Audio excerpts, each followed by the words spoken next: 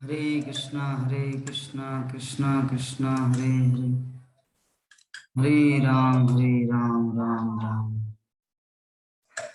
तो इस प्रकार हम लोग देखें कि 4 नंबर श्लोक तक हम लोग कल जो पाठ किए थे, और आज जो हुआ अभी 5 नंबर में, कि भीष्मदेव को देखने के लिए क्या हुआ, ब्रह्मांड के सारे शतगुणी महापुरुष वहां पे पधारे। ब्रह्मांड के शतगुणी पुरुष का अर्थ क्या है? शतगुणी का अर्थ हम लोग जानते हैं कि रजोगुणी मतलब होता है लोभी, और तमोगुणी का अर्थ होता है अज्ञानी, और शतगुणी व्यक्ति का अर्थ होता है बुद्धिमान, जो जीवन के लक्ष्य को जानता है और जीवन के लक्ष्य को जानकर वैसा कार्य करते हैं। तो भीष्मदेव जो इस तरह के परम ज्ञानी परम अनुभवी है, और ऐसे महापुरुष जो अपने जीवन पर्यान मतलब महापर्यान अर्थात भगवत धाम जाने की तैयारी कर रहे हैं।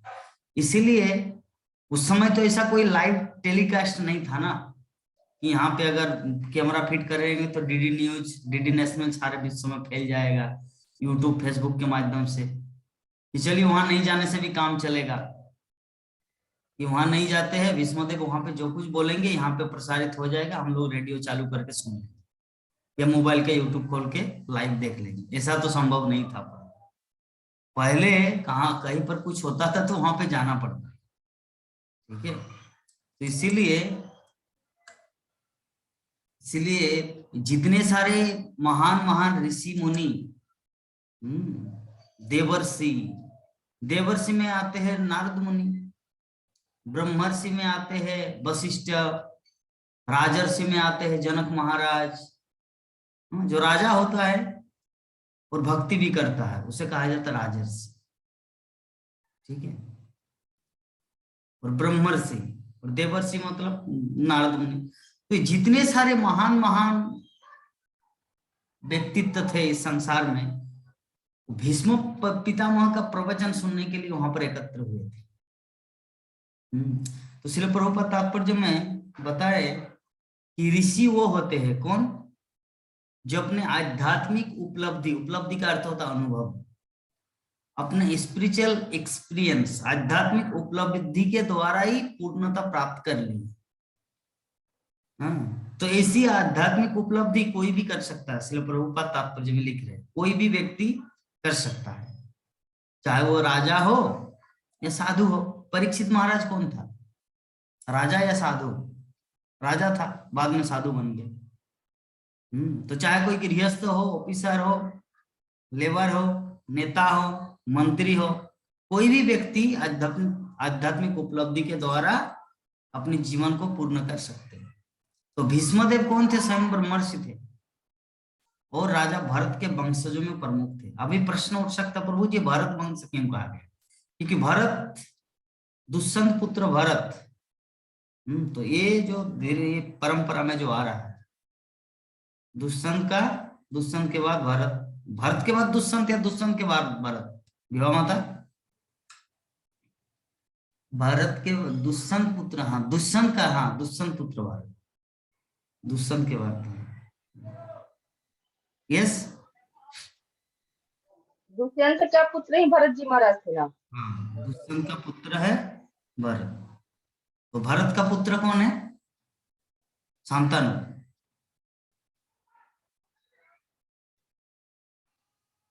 शांतनु, और शांतनु का शायद मुझे ये परंपरा भी याद नहीं आ रहा है। तो इस प्रकार जो है परंपरा से, इसीलिए यहाँ पे भीष्मदेव को भरत वंशज कहा गया। भीष्मदेव को भरत वंशज कहा गया।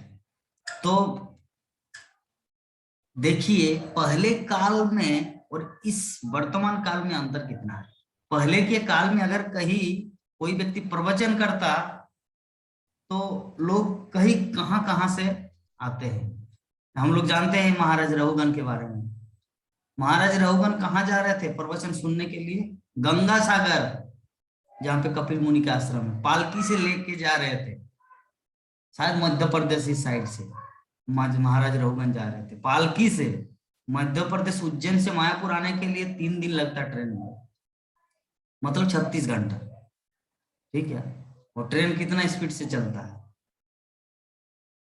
और वैसे मध्य प्रदेश से चला गया गंगा सागर, वो भी पैदल, मतलब पालकी में। तो पालकी क्या ट्रेन है क्या, या एरोप्लेन है? कुछ नहीं है। पालकी मतलब पैदल है। तो पैदल चल के महाराज रघुगंज जा रहे थे भागवत कथा सुनने के लिए। जरा सोचिए, पहले के युग में ऐसा था।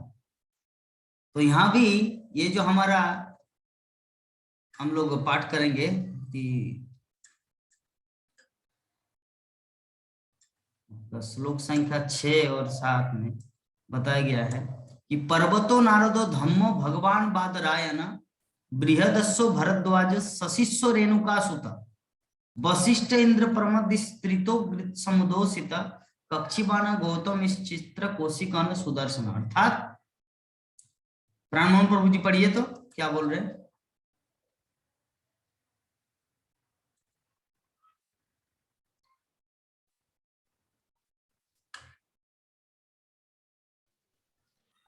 पर्वत मुनि नारद धौम्य ईश्वर के अवतार व्यास बृहदस भारद्वाज परशुराम उसके शिष्य वशिष्ठ इंद्रप्रस्थ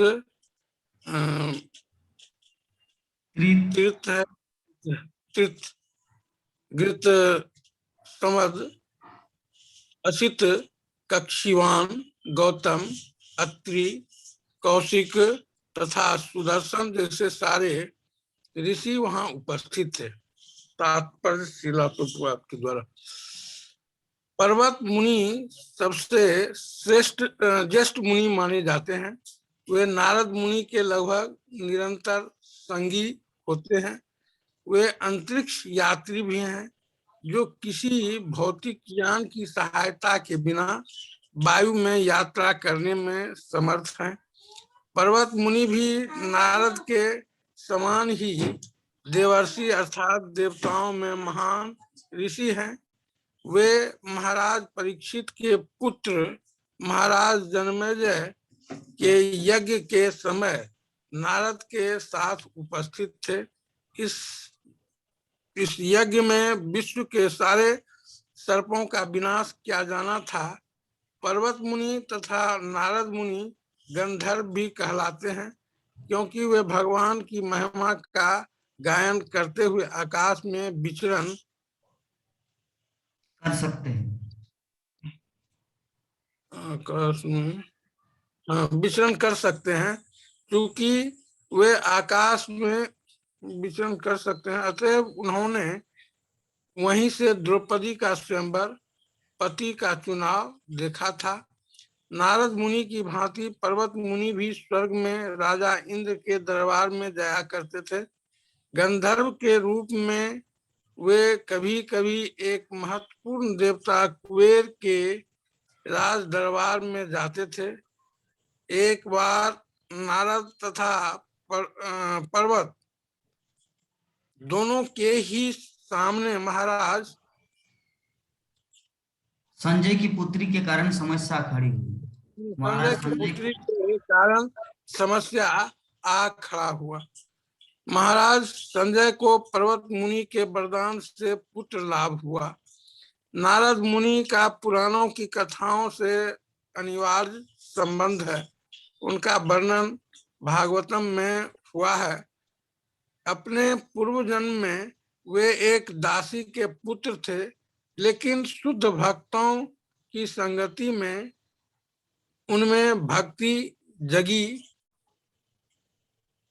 उनमें भक्ति जगी और अगले जन्म में वे अद्वितीय सिद्ध पुरुष बने। महाभारत में उनके नाम का उल्लेख कई जगह पर हुआ है। वे प्रमुख देवर्षि हैं।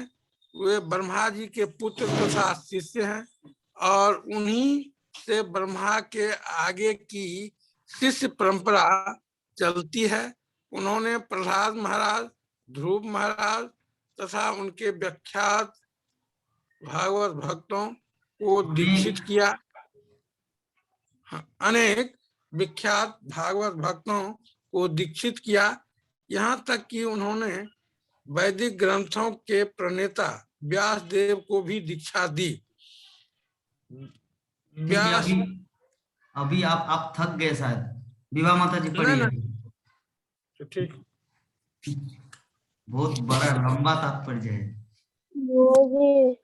हरे कृष्ण।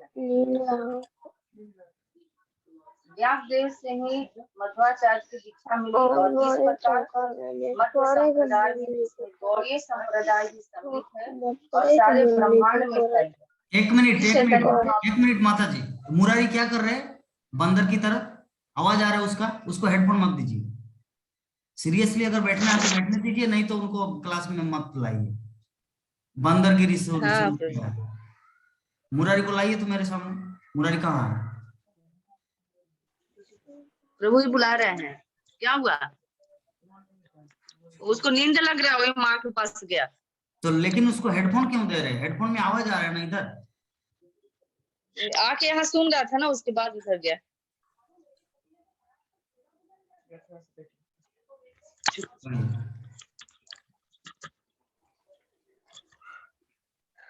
हरे कृष्ण। व्यास देव से ही मध्वाचार्य को दीक्षा मिली और इस प्रकार मध्य संप्रदाय जिसमें गौड़ीय संप्रदाय भी सम्मिलित है सारे ब्रह्मांड में फैल गया। जिस चैतन्य महाप्रभु का संबंध इसी मध्य संप्रदाय में से था, अतः ब्रह्मा जी, नारद, व्यास से लेकर के मध्व चैतन्य तथा षड गोस्वामी ये सारे एक ही शिष्य परंपरा से संबंधित थे। नारद जी ने अनादिकाल से अनेक राजाओं की दीक्षा दी। भागवत में उन्हें प्रहलाद महाराज को माता के गर्भ में उपदेश देते हैं। उन्होंने कृष्ण के पिता वसुदेव तथा महाराज युधिष्ठिर को भी उपदेश दिया था। धौम ये एक महान ऋषि थे जिन्होंने उत्कोचक तीर्थ में कठिन तपस्या की और उन्हें पुरोहिताई की और द्रौपदी की सगाई के समय उन्होंने हर एक पांडव का संस्कार कराया। वे पांडवों के वनवास के समय भी उपस्थित थे और जब भी उन्हें कोई कठिनाई होती थी तो वे उन्हें परामर्श दिया करते थे। उन्होंने उपदेश दिया था कि किस प्रकार का एक वर्ष तथा अज्ञातवास किया जाए और पांडवों ने उनके उपदेश का कठोरता से पालन किया था। कुरुक्षेत्र युद्ध के बाद जब सामूहिक अंतिम संस्कार संपन्न हुआ तो भी उनका नाम आता है। महाभारत के अनुशासन पर्व 127:14-16 में उन्होंने महाराज युधिष्ठिर को अत्यंत विस्तृत धार्मिक उपदेश दिया। वास्तव में वे गृहस्थों के लिए उपयुक्त पुरोहित थे क्योंकि वे पांडवों को धर्म के उचित पथ पर मार्गदर्शन कर सके। पुरोहित का कार्य गृहस्थ को आश्रम वर्ग या किसी वर्ण विशेष की वृत्ति के समुचित मार्ग पर क्रमशः अग्रसर करना है। एक कुल पुरोहित एक तथा आध्यात्मिक गुरु में कोई विशेष अंतर नहीं होता। ऋषि, मुनि, संत तथा ब्राह्मण ऐसे ही कार्यों के लिए हुआ करते। बद्रायन, व्यासदेव, वे कृष्ण द्वैपायन, सत्यवती सूक्त, पराशरात्मज, बद्रायण, वेद व्यास आदि नामों से विख्यात हैं। वे महान सेनापति पितामह भीष्मदेव के पिता महाराज शंतनु से उनकी माता सत्यवती की सगाई होने के पूर्व ही उनके गर्भ से महामुनि पराशर के पुत्र के रूप में उत्पन्न हुए थे। वे नारायण के सच्चावेश अवतार हैं और वे सारे विश्व में वैदिक ज्ञान का प्रसार करते हैं। इसलिए जब किसी वैदिक ग्रंथ का विशेष रूप से पुराणों का पारायण करना होता है तो व्यास देव को नमस्कार किया जाता है। सुखदेव गोस्वामी इनके पुत्र थे और वेदों की विभिन्न शाखाओं के लिए नियुक्त वैश्वपायन जैसे ऋषि उनके शिष्य थे। वे महाकाव्य महाभारत तथा परम दिव्य ग्रंथ भागवत के रचनाकार हैं। उन्होंने ब्रह्म सूत्र, वेदांत सूत्र या बद्रायण सूत्र का संकलन किया था। अपनी कठिन तपस्या के कारण वे ऋषियों में सर्वाधिक सम्मानित रचनाकार हैं। उन्होंने कलयुग की जनता के कल्याणार्थ जब अपने महाकाव्य महाभारत को लिखना चाहा तब उन्हें ऐसे समर्थ लिपि की आवश्यकता हुई जो उनके लेख की लिखता जाए। ब्रह्मा जी के उपदेश से श्री गणेश ने यह कार्य इस शर्त पर स्वीकार कर लिया कि व्यासदेव एक क्षण भी रुकेंगे नहीं।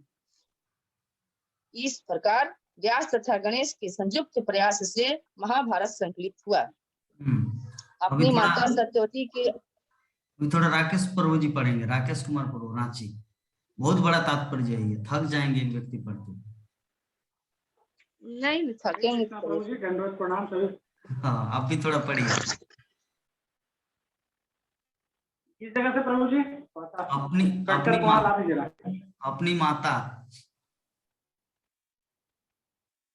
कट्टर अपना लाइए ना प्रभु जी। हाँ, अपनी माता सत्यवती के आदेश से, अपनी माता सत्यवती के आदेश से जो बाद में शांतनु से ब्याही गई तथा महाराज शांतनु की प्रथम पत्नी गंगा से उत्पन्न शांतनु के सबसे बड़े पुत्र भीष्म देव के अनुरोध से व्यास देव ने 3 मेधावी पुत्र उत्पन्न किए, जिनके नाम थे धृतराष्ट्र, पांडु तथा विदुर। व्यास देव ने कुरुक्षेत्र युद्ध के बाद तथा महाभारत के सारे योद्धाओं की मृत्यु के बाद महाभारत का संकलन किया। सर्वप्रथम महाराज परीक्षित के पुत्र महाराज जन्मेजय के राज्य दरबार में इसे सुनाया गया। बृहस्पति ये एक प्राचीन मुनि थे जो महाराज युधिष्ठिर से यदा कदा मिला करते थे। सर्वप्रथम ये महाराज युधिष्ठिर से काम्यान में मिले थे। उन्होंने ही महाराज नल की कथा सुनाई थी। एक अन्य वृद्धस्थ भी थे जो इक्ष्वाकु वंश में उत्पन्न हुए थे।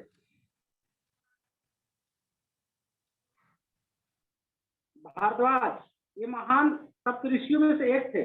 अर्जुन के जन्मोत्सव के समय उपस्थित थे। इस शक्तिशाली ऋषि ने कभी गंगा के तट पर कठिन तपस्या की थी और इनका आश्रम आज भी प्रयाग धाम में विख्यात है। ऐसा कहा जाता है कि ये ऋषि गंगा में स्नान कर रहे थे तो स्वर्ग की एक सुंदर अप्सरा धृति से इनकी भेंट हुई थी। इस कारण से इनका वीर स्खलित हुआ, जिसे एक मिट्टी के बर्तन में सुरक्षित रख दिया गया। इससे द्रोण उत्पन्न हुए थे। इस तरह द्रोणाचार्य भारद्वाज मुनि के पुत्र थे। कुछ लोग द्रोण के पिता भारद्वाज को इस महर्षि भारद्वाज से भिन्न मानते हैं। ये ब्रह्मा के महान भक्त थे। एक बार द्रोणाचार्य के पास भी गए और उन्होंने उसे कुरुक्षेत्र युद्ध बंद करने का आग्रह किया। परशुराम या रेणुकासुत ये ब्रह्मर्षि जमदग्नि तथा श्रीमती रेणुका के पुत्र थे।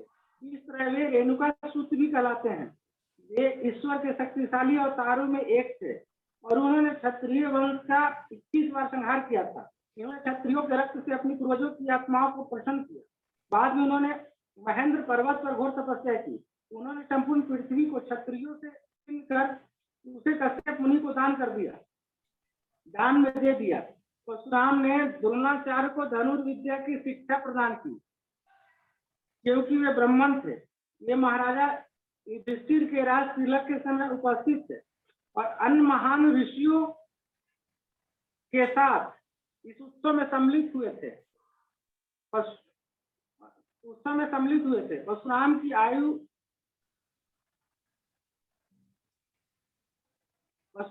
इतनी अधिक थी कि वे भिन्न भिन्न युगों में राम तथा कृष्ण दोनों से मिले थे। इन्होंने राम से युद्ध किया, लेकिन कृष्ण को भगवान के रूप में स्वीकार किया था। इन्होंने जब अर्जुन को कृष्ण के साथ देखा तो उसकी प्रशंसा भी की थी। तब भीष्म ने विवाह की इच्छुका अंबिका से विवाह करने से इनकार कर दिया था, तो अंबा परशुराम से मिली थी और उसकी प्रार्थना पर उन्होंने विष्णु देव से उसे पत्नी के रूप में स्वीकार करने के लिए कहा था। अपने गुरु होते हुए विष्णु देव ने इनकी बात नहीं मानी, अतः परशुराम से युद्ध किया। दोनों में घमासान युद्ध हुआ। अंत में परशुराम भीष्म से प्रसन्न हुए। उन्होंने इससे विश्व का सबसे बड़ा योद्धा होने का वरदान दिया। वशिष्ठ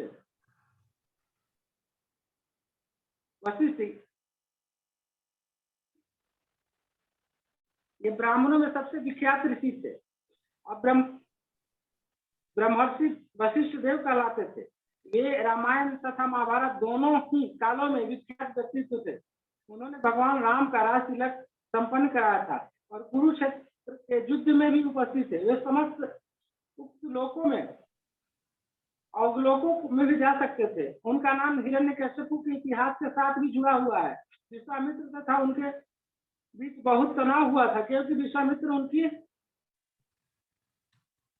कामधेनु गाय लेना चाहते थे। जब वशिष्ठ मुनि ने अपनी कामधेनु देने से इनकार किया तो विश्वामित्र ने उनके 100 पुत्रों को मार डाला।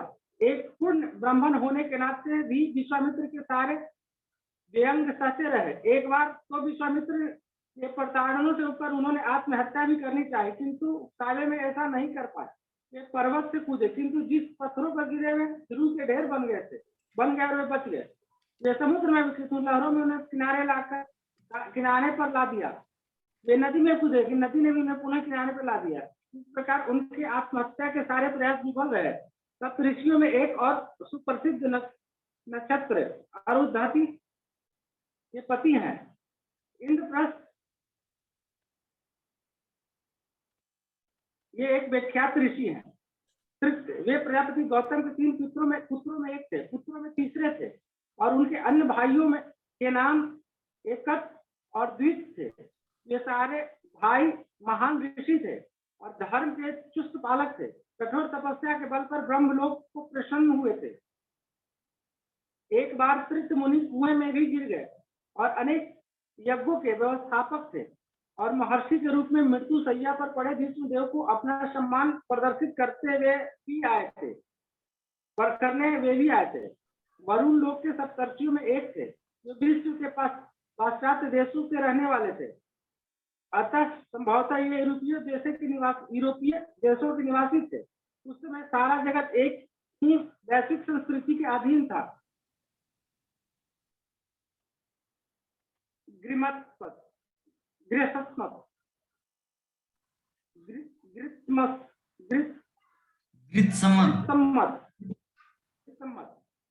स्वर्ग के एक ऋषि, ये स्वर्ग के राजा इंद्र के घनिष्ठ मित्र थे और बृहस्पति के सम्मान ही महान थे। महाराजा युधिष्ठिर के दरबार में उनका आना जाना रहता था और उस स्थान पर भी वे गए जहां विष्णुदेव ने अपनी अंतिम सांस। महाराजा युधिष्ठिर के समक्ष शिवाजी का अनुमोदन करते थे। वे वीतवाहन के पुत्र थे और देखने में इंद्र की आकृति से मिलती जुलते थे। एक बार इंद्र के शत्रुओं ने उन्हें इंद्र समझकर बंदी बना लिया था। वे ऋग्वेद के महान विद्वान थे और ब्राह्मणों द्वारा उन्हें अत्यधिक सम्मान दिया जाता था। उन्होंने ब्रह्मचर्य जीवन बिताया और सभी प्रकार से शक्ति संपन्न थे। हरे कृष्णा। गीता माता जी पढ़ेंगे। हरे कृष्णा। बहुत बड़ा तात्पर्य है। हरे कृष्णा। पढ़िए। क्या जूम का क्या रोल होता है? जूम मीटिंग का रोल होता है? हाँ, जूम। हरे कृष्णा। कहाँ से प्रभु जी? ऊपर में असित। इसी हरे कृष्णा। सभी वैष्णव को दंडवत प्रणाम। हरे कृष्णा। हसित इसी नाम का एक राजा भी हुआ है, लेकिन यहाँ पर असित का नाम असित देवल ऋषि के लिए प्रयुक्त है, जो अपने समय में शक्ति संपन्न ऋषि थे। उन्होंने महाभारत के 15 लाख श्लोकों की व्याख्या अपने पिता को सुनाई। वे जन्मेजय के नाग यज्ञ में सम्मिलित हुए थे। वे अन्य महर्षियों के साथ महाराज युधिष्ठिर के राज्याभिषेक में भी उपस्थित थे। जब महाराज युधिष्ठिर अंजन पर्वत पर थे तो उन्होंने उन्हें उपदेश भी दिया था।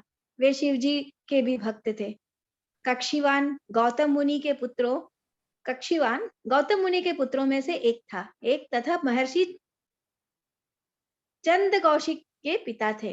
वे महाराज युधिष्ठिर की संसद के सदस्य थे। अत्रि मुनि महान ब्राह्मण ऋषि थे और ब्रह्मा जी के मानस पुत्र थे। ब्रह्मा जी इतने शक्तिमान है कि चिंतन मात्र से पुत्र उत्पन्न कर सकते हैं। ये पुत्र मानस पुत्र कहलाते हैं। अत्रि ब्रह्मा जी के सप्त मानस पुत्रों तथा सप्त ब्रह्मर्षियों में से एक थे। उन्हीं के परिवार में महान प्रचेतागण भी उत्पन्न हुए थे। अत्रि मुनि के 2 क्षत्रिय पुत्र थे और दोनों ही राजा बने, जिनमें से एक का नाम राजा अथर्म था। 21 प्रजापतियों में इनकी भी गणना की जाती है। इनकी पत्नी का नाम अनसुईया था। उन्होंने महाराज परीक्षित के महान यज्ञों में उनकी सहायता की थी। कौशिक महाराज युधिष्ठिर के राज दरबार के स्थायी ऋषि सदस्य थे। ये कभी कभी भगवान कृष्ण से भी मिलते रहते थे। इसी नाम के अनेक अन्य ऋषि हुए हैं। सुदर्शन यह सर्वाधिक शक्तिशाली अस्त्र है। यहाँ तक कि ब्रह्मास्त्र या अन्य विध्वंस अस्त्रों से भी यह श्रेष्ठ है। और इस चक्र को भगवान ने विष्णु या कृष्ण ने अपने अस्त्र के रूप में स्वीकार किया था। किन्हीं किन्हीं वैदिक ग्रंथों में कहा गया है कि अग्निदेव ने यह अस्त्र श्री कृष्ण को प्रदान किया था, लेकिन सच्चाई तो यह है कि भगवान इस अस्त्र को निरंतर धारण किए रहते हैं। अग्निदेव ने यह अस्त्र श्री कृष्ण को उसी प्रकार अर्पित किया जिस प्रकार महाराज रुक्म ने उन्हें अपनी पुत्री रुक्मिणी प्रदान की थी। भगवान अपने भक्तों की ऐसी भेंट स्वीकार करते रहते हैं, यद्यपि ये उन्हीं के नित्य संपत्ति है। महाभारत के आदि पर्व में इस सुदर्शन अस्त्र का विस्तृत वर्णन मिलता है। भगवान कृष्ण ने इसका उपयोग अपने प्रतिद्वंदी शिशुपाल के वध के लिए किया। प्रभु जी आगे किया। उन्होंने इसी के द्वारा शाल्व का भी वध किया और कभी कभी उन्होंने चाहा था कि अर्जुन अपने शत्रुओं का संहार करने के लिए इस चक्र का प्रयोग करे। हरे कृष्ण। महाभारत। ठीक है, जरा देखिए कि भीष्मदेव किस तरह के व्यक्तित्व थे। श्रील प्रभुपाद तात्पर्य में एक एक व्यक्ति विशेष का पूरा इतिहास लिख दिया। जरा सोचिए विभा माता जी, इस तात्पर्य को लिखने के लिए प्रभुपाद को पूरा रात लगा था, एक दिन लग गया था, शायद 12 घंटा। इतना बड़ा 5-6 पेज का। गीता माता जी कितना बड़ा तात्पर्य है? आपके पास बुक है? यहाँ पे तो हमारे पास पेज नहीं है। जो 7 नंबर श्लोक, बाबा रे कितना पेज! सभी 4 भक्तगण पढ़ के थक गए, प्राण मोहन प्रभु जी, विभा माता जी, राकेश प्रभु जी, इवन यू सच में। तो इतने महान महान ऋषिगण, देवर्षि, ब्रह्मर्षि, राजर्षि भीष्मदेव को देखने के लिए आए, है ना। भीष्मदेव का नाम ऐसे ही भागवतम में नहीं आया। जो हमारे द्वादश महाजन है ना, महाजन मतलब बोलते अथॉरिटी। जैसे भारत सरकार जो है ना, तो भारत में अगर कुछ डिसीजन लेना है, देश के लिए कुछ डिसीजन लेना, तो अकेला राष्ट्रपति नहीं ले सकता, अकेला प्रधानमंत्री नहीं ले सकता। राज्यपति, राष्ट्रपति, प्रधानमंत्री, राज्यपाल, इवन मुख्यमंत्री, वित्त मंत्री, अर्थ मंत्री, ये सभी एक साथ मिलकर एक डिसीजन लेते हैं कि चलिए देश के लिए ये किया जाए। तो उसी प्रकार जो धर्मपथ का निर्माण किया ये लोग, कौन? जमराज, सुखदेव गोस्वामी, नारद मुनि, असित, आपका भीष्मदेव। तो ये महान महान ऋषियों में से एक है। भीष्मदेव कोई साधारण व्यक्ति नहीं है। तो भीष्मदेव के मृत्यु के समय, मतलब महापरियान के समय, विश्व के महान महान दिग्गज वशिष्ठ ऋषि 3 काल में थे। जरा सोचिए, जिनका जीवन सत्य युग में भी था, हिरण्यकशिपु के समय में भी हम लोग तात्पर्य में पढ़े, है ना, और भगवान रामचंद्र के समय में भी था, क्योंकि भगवान रामचंद्र के तिलक करवाए थे, और भगवान कृष्ण के समय में भी था वशिष्ठ ऋषि।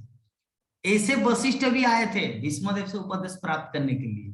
तो जरा सोचिए, पूर्व काल के लोग कथा को सुनने के लिए किस तरह लालायित रहते थे। हमारी गीता माता जी की तरह कथा सुनने के लिए एकदम लालायित रहेंगे। हम कल बात कर रहे थे गीता माता जी से, तो मैं बोला कि अभी प्रसाद हम पाएंगे, 10 बज गया, ब्रेकफास्ट हुआ, उसके बाद लक्ष्मी क्लास देगी। हाँ, कौन सा क्लास? तो मैं बोला कि मतलब माता जी क्लास सुनने के लिए इतना। तो मैं बोला कि वो जो कृष्ण लीला का प्रीमियर करते हैं ना 8 बजे, तो उसका रिकॉर्ड करेंगे। ओह अच्छा अच्छा अच्छा, मतलब इससे प्रमाणित ये होता है कि माता जी एक भी क्लास मिस नहीं करना चाहते। हाँ, कौन सा क्लास? तो जैसे प्राचीन काल के ऋषि मुनि थे, वैसे ही माता जी के अंदर भी थोड़ा थोड़ा बहुत गुण है। हम सभी भक्तों से अनुरोध करेंगे कि गीता माता जी के चरणों में थोड़ा ये सुकृति हम सबको प्राप्त होना चाहिए, है ना। विभा माता जी, आपका क्या कहना है इस विषय में? बिल्कुल प्रभु, है ना। शास्त्र को भक्त का आशीर्वाद के बिना कुछ नहीं हो सकता है। शास्त्र को सुनने के लिए कितना उनके अंदर ये है, मतलब क्या बोलते हैं, उत्सुकता, जानने के लिए, सुनने के लिए। जैसे ही मैं बोला कि लक्ष्मी क्लास देगी, एकदम आश्चर्य हो गए। हाँ, कब? तो मैं जैसे बोला, ओ अच्छा अच्छा अच्छा, ठीक ठीक ठीक। मतलब उसको ये फीलिंग हुआ कि ओ हो सकता माता जी एवरीडे क्लास देती, लेकिन मुझे पता ही नहीं, है ना। तो ये यही उत्सुकता हमारे जीवन में भी होना चाहिए, क्योंकि मनुष्य जीवन इसी में सार्थक होगा। हमारे अंदर में कभी कभी ऐसा फीलिंग आता है, चलो डायरेक्ट ज्वाइन नहीं करे तो क्या हो, यूट्यूब में देख लेंगे। और यूट्यूब में जैसे रात में सोने जाता है, अरे अभी क्या देखेंगे, कल सुबह सुबह देख लेंगे, ऐसे करके छूट जाता है। लेकिन माता जी पेंडिंग नहीं रखते, पूरा वो खत्म करते थे जो भी है। आज बोले कि 3:30 बजे उठे, तब से भक्ति में लगे हुए हैं। 4 बार रात में उठना पड़ता है उनकी सासू माँ की सेवा के लिए, सारा रात भर जागते हैं, मतलब कितना कष्ट करते हैं लाइफ में।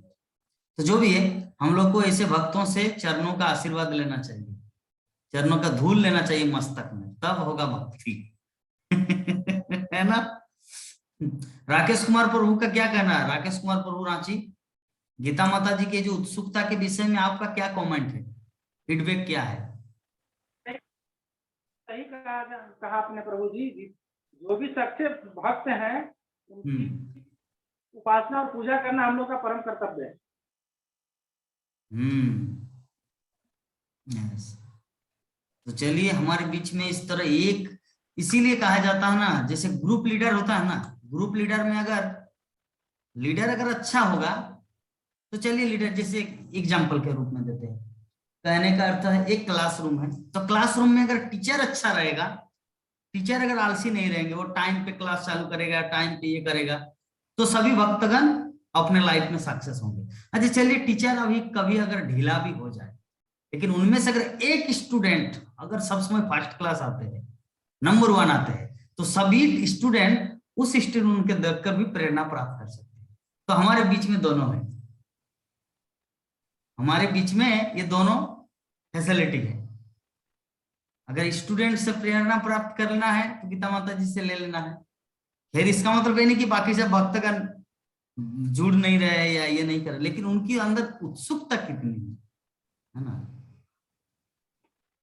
बेटी की शादी हो रही है और मुझे फोन करके बोल रहे कि प्रभु जी मुझे रोना आ रहा है क्योंकि भागवत कथा नहीं सुन पा रहे, जरा देखिए। तो बोले कि मैं एक्चुअली केरल इसलिए नहीं गई क्योंकि वहां पे एक व्यक्ति का मृत्यु हुआ, क्योंकि मुझे भागवत क्लास ज्वाइन करना है।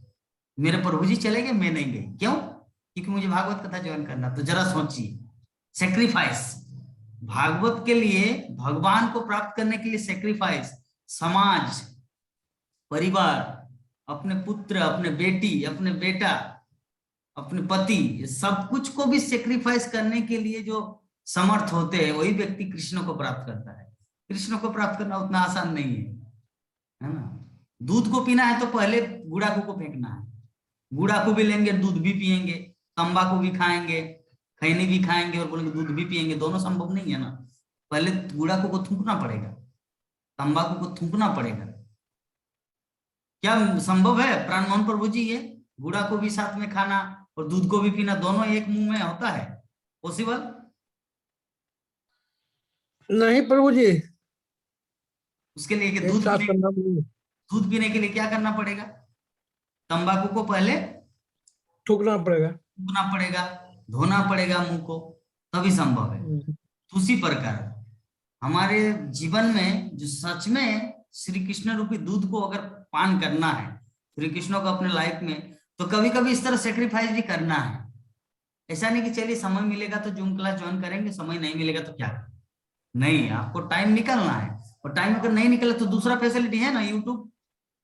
यूट्यूब किस लिए? अन्यथा यूट्यूब का जरूरत नहीं है इतना, फिर कन्वर्ट होना, फिर अपलोड करना, उसके लिए फिर डाटा एमबी खर्च करना, टाइम लगता है, ऐसे ही नहीं होता। ये जो अभी क्लास जो हमारा खत्म हो जाएगा 5 मिनट के बाद, तो ये कन्वर्ट होने में आधा घंटा टाइम लगता है। ऐसा नहीं कि डायरेक्ट ये MP4 बन गया है, ये जो है ना, ये अभी कन्वर्ट होगा। ये 40 मिनट का जूम जैसे खत्म होगा, फिर आधा घंटा लगता है उसको कन्वर्ट होने में, तब तक ये लैपटॉप कनेक्टेड रहेगा इलेक्ट्रिसिटी में।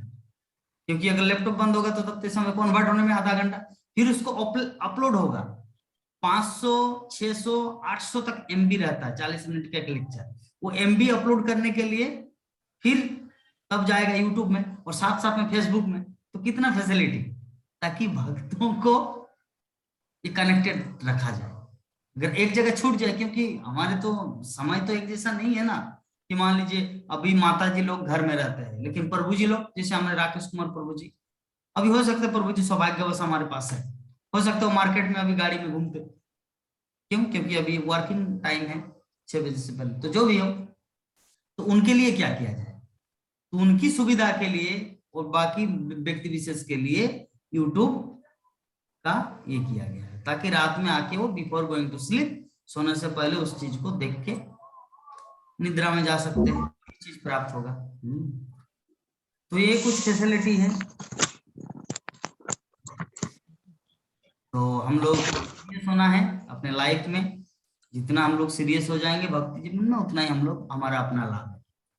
नंद किशोरी माता जी, जब हम कुछ बोल रहे हैं, आप क्या बुक पढ़ रहे हैं या कथा को सुन रहे हैं? माता, आपका नीचे ही मतलब मस्तक नीचे की ओर झुका हुआ है। नहीं तो आमने सामने पड़ रहा है।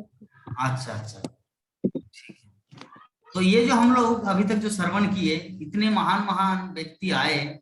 मेरे गुरु महाराज बोलते थे कि जब तक जियो तब ऐसे जियो कि सारा जगत आपको देखकर या आपकी वाणी सुनकर या आपको लेकर वो लोग हंसे और आनंदित रहे, और जब मरो तो ऐसे मरो कि सारा जगत तुम्हारे लिए रोए। इस तरह के व्यक्ति बनना है। तो भीष्मदेव वैसे ही किया, श्रील प्रभुपाद अपने जीवन में वैसे ही किया, और मेरे गुरु महाराज वैसे ही किया। मेरे गुरु महाराज जब चले गए तो पूरा इस्कॉन वर्ल्ड, पूरा पृथ्वी रोए। जब चले गए 2020 में कोरोना के टाइम में, पिछले साल, तो सारा जगत रोया, पूरा इस्कॉन वर्ल्ड कांप गए। श्रील प्रभुपाद जब गए तो पूरा इस्कॉन हिल गया था। उसी प्रकार भीष्मदेव जो अभी प्रयाण करेंगे तो पूरे पृथ्वी, पूरे विश्व, नॉट ओनली पृथ्वी, स्वर्ग, मर्त, पाताल, ब्रह्मलोक, जनलोक, तपलोक, अधलोक, नागलोक, पिशाच लोक, विभिन्न लोकों से, विभिन्न ब्रह्मांड से लोग प्रवचन सुनने के लिए आ रहे कि भीष्मदेव अपने अंतिम शब्द क्या बोलेंगे। 2 words, just for listening 2 words. जरा देखिए किस तरह का पावरफुल व्यक्तित्व भीष्मदेव थे, इस तरह के पावरफुल व्यक्ति थे। इस प्रकार हम लोग फिर कल डिस्कस करेंगे हमारा जो श्लोक संख्या 8 में, कि किस प्रकार अन्य ऋषि भी आएंगे यहाँ पर, क्योंकि हमारे पास 2 मिनट समय है। तो अगर क्वेश्चन आंसर होगा, अगर क्वेश्चन किसी के अंदर हो तो हम लोग थोड़ा टाइम को बढ़ा देंगे, नेक्स्ट मीटिंग में ज्वाइन करेंगे। और अगर किसी के पास क्वेश्चन नहीं होगा तो हम लोग वांछा कल्पतरु करेंगे। हमारे पास 1 मिनट 48 सेकंड है। तो भक्तगण का क्या कहना है? हाँ, विभा माता जी का क्वेश्चन है। हाँ माता जी बोलिए। प्रभु जी, मेरा प्रश्न ये है कि जो भीष्म पितामह इतने महान आत्मा थे, सब जानते ही थे, फिर भी वो दुर्योधन के पक्ष से क्यों लड़े, पांडवों के पक्ष से क्यों नहीं लड़े? पांडवों के पक्ष से इसीलिए नहीं, उसका तो 2 कारण है। पहला कारण ये है क्योंकि जिसका नमक खाया जाता है उनका गुण गाना है, पहला। और दूसरा ये है कि पांडवगण कितना दिन तक वहां पर रहे, मतलब राज्य के दौरान भी। जब 5 पांडव चले गए वनवास की ओर, 13 वर्ष, 12 वर्ष वनवास, 1 वर्ष अज्ञातवास, तब क्या जो भीष्मदेव तो उनके साथ तो नहीं गए ना 5 पांडव के साथ, तो वो किसके साथ रहेंगे? दुर्योधन के साथ, हस्तिनापुर में। तो उनके साथ रहना मतलब, तो ज्यादातर किसके साथ वास किए भीष्मदेव अपने जीवन में? दुर्योधन का, उन्हीं का खाए। तो अभी ग्रेटिट्यूड, कृतज्ञता के अनुसार अभी क्या किया जाए?